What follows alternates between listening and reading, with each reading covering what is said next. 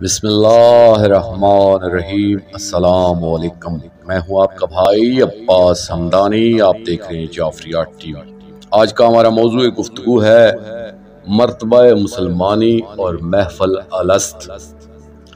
دوستو، ہماری یہ محفل روحانیات کے موضوع پر چل رہی ہے۔ روحانیت کے حوالے سے ایک اور بات آپ سے کرنا چاہتا ہوں۔ جب ایک روحانی ایک کامل اپنے ساتھ متصل ہونے والے سے روحانیت کا آغاز کرواتا ہے تو اس کا فریضہ ہوتا ہے کہ وہ اپنے شاگرد کو مرتبہ مسلمانی تک پہنچائے۔ اب وہ آدمی بے شک کلمہ گو ہے، صاحب ایمان ہے، کتاب پاک پر ایمان رکھتا ہے، اسلام اور ایمان کی قوائف اس میں موجود ہیں، لیکن یہ سب کچھ ہونے کے باوجود ظاہری معنی میں تو ہم اس کو مسلمان کہتے ہیں، مگر روحانیت کے حوالے سے وہ مسلمان نہیں ہے۔ ہر کلمہ گو جو لا الہ الا اللہ محمد رسول اللہ کا کلمہ پڑھ لیتا ہے وہ مسلمان تو ہو جاتا ہے، لیکن وہ روحانیت کے مرتبہ مسلمانی پر نہیں پہنچتا۔ اب آپ کو یہ بھی سمجھاتا چلوں کہ مرتبہ مسلمانی کیا ہے۔ یہ مرشد کے فرائض میں داخل ہے کہ وہ اپنے طالب علم کو مرتبہ مسلمانی تک پہنچانے کے لیے سب سے پہلے اسے محفل الست میں لے کر جائے۔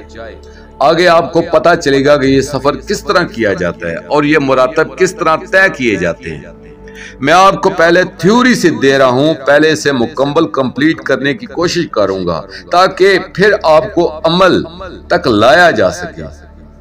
دوستو، روحانیت کا یہ اصول ہے کہ اس کا سفر اقرا سے شروع ہوتا ہے اور کل پر ختم ہوتا ہے، یعنی اقرا باسم ربک سے بات شروع ہوتی ہے کہ تلاوت کر یا پڑھ اپنے رب کے نام سے۔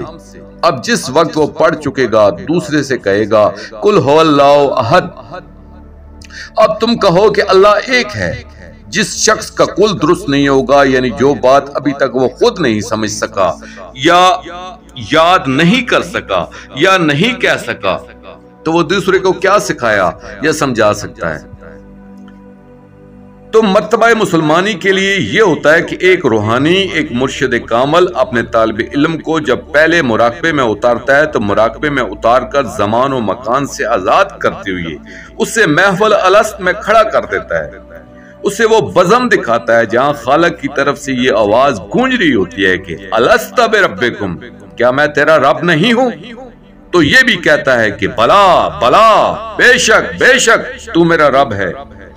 اس کو اس جگہ پر کھڑا کر کے، اسی مقام پر کھڑا کر کے جہاں اس نے پہلے اقرار کیا تھا، پھر اقرار کروایا جاتا ہے کہ تم اقرار کرو کہ اللہ جل جلالہ تمہارا رب ہے، حضور اکرم صلی اللہ علیہ وآلہ وسلم ہمارے مالک و نبی ہے اور امیجیٹ گاڈ ہیں، آئمہ خدا آئمہ پاک علیہم السلام ہمارے امیجیٹ گاڈ ہیں۔ تو وہاں اقرار ولایت ہے، اس کو اس مقام پر کھڑا کر کے اقرار کروایا جاتا ہے کہ وہاں مالک فرما رہا ہے اور تو اقرار کر رہا ہے۔ مرشد اس کو یہاں تک جو لایا ہے تو اس کا مقصد یہی ہے کہ وہاں سے الست کی صدائیں جو آ رہی ہیں وہ بھی خود سن لے اور اپنا اقرار بھی خود کر لے۔ جس وقت وہ وہاں سے اقرار کر کے آتا ہے تو پھر روحانیاتی حوالے سے سمجھایا جاتا ہے کہ وہ مرتبہ مسلمانی تک پہنچ چکا ہے۔